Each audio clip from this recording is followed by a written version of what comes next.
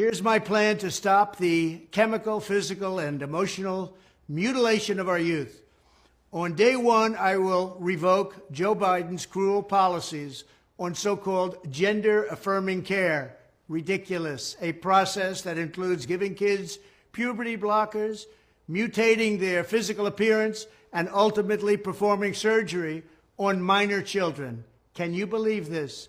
I will sign a new executive order instructing every federal agency to cease all programs that promote the concept of sex and gender transition at any age.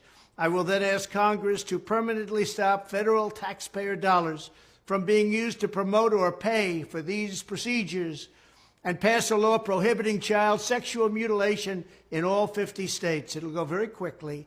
I will declare that any hospital or healthcare provider that participates in the chemical or physical mutilation of minor youth will no longer meet federal health and safety standards for Medicaid and Medicare and will be terminated from the program immediately. Furthermore, I will support the creation of a private right of action for victims to sue doctors who have unforgivably performed these procedures on minor children. The Department of Justice will investigate Big Pharma and the big hospital networks to determine whether they have deliberately covered up horrific long-term side effects of sex transitions in order to get rich at the expense of vulnerable patients, in this case, very vulnerable.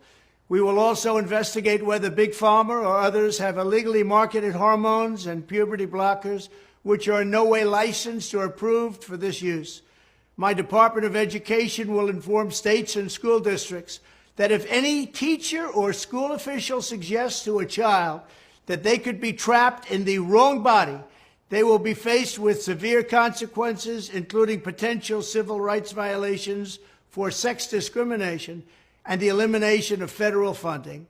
As part of our new credentialing body for teachers, we will promote positive education about the nuclear family, the roles of mothers and fathers, and celebrating rather than erasing the things that make men and women different and unique.